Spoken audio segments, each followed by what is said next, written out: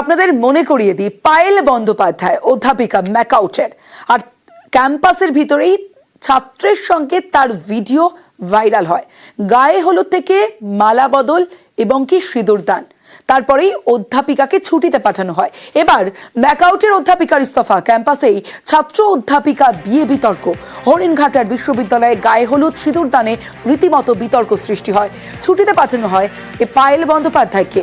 এবার এই পরিস্থিতিতে ইস্তফা অধ্যাপিকার। সরাসরি চলে যাব, আমার সঙ্গে রঞ্জিত রয়েছে। রঞ্জিত আরো বিস্তারিত জানাবে। রঞ্জিত,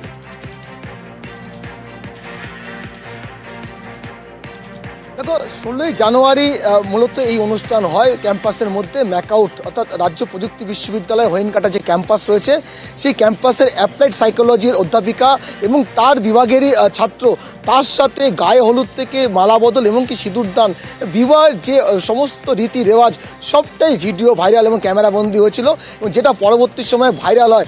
এমনকি বিশ্ববিদ্যালয়ের যে লেটার প্যাড রয়েছে, সেখানে দুপক্ষই লিখিতভাবে তাদের বিয়ের কথা সেখানে সই করে। সেই লেটারের মধ্যে 3 জন সাক্ষী দানও করে। ফলে এই নিয়ে রীতিমতো যখন ভাইরাল হয়, বিশ্ববিদ্যালয় নজরে আসে, তারপরেই অধ্যাপিকাকে ছুটিতে পাঠায় বিশ্ববিদ্যালয় কর্তৃপক্ষ। এবং 3 সদস্যের তদন্ত কমিটি গঠন করা হয়েছিল। প্রাথমিকভাবে তদন্ত কমিটির যে রিপোর্ট, সেই রিপোর্টে বলা হয়েছে এটি কোনো সাইকোলজি বিভাগের কোনো পার্ট নয়, বা এমন কোনো বিষয় নয় যেটা সাইকোলজি, অ্যাপ্লাইড সাইকোলজির ক্ষেত্রে সেখানে এই ধরনের শুটিং করতে হবে, এই ধরনের ভিডিও করতে হবে। অন্যদিকে প্রথম থেকেই এই অধ্যাপিকা দাবি করে আসছিলেন যে এটা একটা প্রজেক্ট, অ্যাপ্লাইড সাইকোলজি সাবজেক্টের একটি প্রজেক্ট, সেটারই করা হয়েছে, অন্য কোনো বিষয় নয়। তবে এই মুহূর্তে যেটা জানতে পারা যাচ্ছে যে এই অধ্যাপিকা 1 ফেব্রুয়ারি তিনি ইমেল মারফত উপাচার্য এবং রেজিস্ট্রারকে তিনি তার ইস্তফার কথা জানিয়ে তিনি ইমেল করেন, এবং তার যে কারণ দেখানো হয়েছে, যে বিশ্ববিদ্যালয়ে জানতে পারা যাচ্ছে যে অনগোয়িং ইনসিডেন্ট, অর্থাৎ যে চলমান যে সমস্যা তৈরি হয়েছে, যে বিষয়টি বিতর্ক হয়েছে, তার পরিপ্রেক্ষিতে তার এই ইস্তফাপত্র দেওয়া হয়েছে। যদিও বিশ্ববিদ্যালয় কর্তৃপক্ষ যেটা দাবি রয়েছে, এর কতগুলো প্রসেস রয়েছে, তারপরে শৃঙ্খলা যে কমিটি রয়েছে সেই কমিটিতে পাঠানো হবে। একেবারে রঞ্জিত সঙ্গে থাকো। 1 ফেব্রুয়ারি উপাচার্য ঠিক কি বলেছিলেন একবার শুনবো।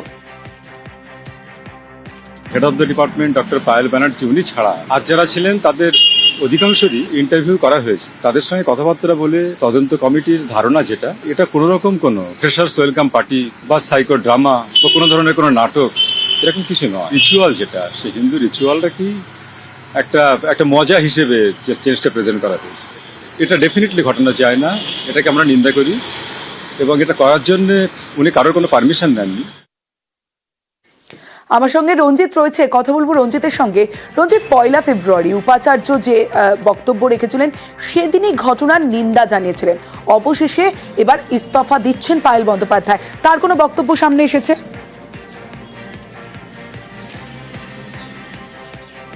দেখো, ঘটনার পরে যখন তিনি বিভিন্ন সময় বলেছিলেন যে তার যে বিষয়টি, যে এটি একটি অ্যাপ্লাইড সাইকোলজির পার্ট, তারপর থেকে যে প্রাথমিক যে রিপোর্ট তদন্ত কমিটির, সেই রিপোর্ট প্রকাশে আসতে কিন্তু অধ্যাপিকার কোনো বক্তব্য পাওয়া যায়নি, এবং তিনি কিন্তু বিশ্ববিদ্যালয়ে সরাসরি আসেনিও জানতে পারা যাচ্ছে, এবং তিনি ইমেল মারফত তার ইস্তফাপত্র তিনি পাঠান।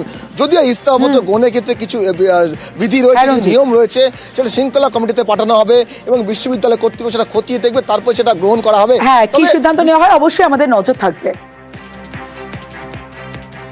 উনি 1 ফেব্রুয়ারি একটা মেল পাঠিয়েছেন, ডিয়ার স্যার বলে লিখেছেন, আর মেলটা কপি করেছেন রেজিস্ট্রার এবং ভাইস চ্যান্সেলর দুজনকে, এবং তাতে উনি লিখেছেন উনি পদত্যাগ করেন। উনি কি স্থায়ী টিচার ছিলেন? না, উনি স্থায়ী টিচার ছিলেন। ঘটনা তো সত্যিই ঘটেছে।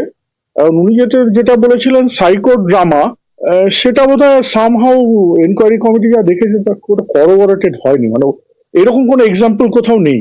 না, এনকোয়ারি কমিটি প্রিলিমিনারি রিপোর্ট দিয়েছে, এবার তার উপর কি সিদ্ধান্ত হবে সেটা উপাচার্য বলেছেন শৃঙ্খলা কমিটিকে পাঠাতে, আমরা সেটাও পাঠাবো, আমরা রেজিগনেশনের জন্য।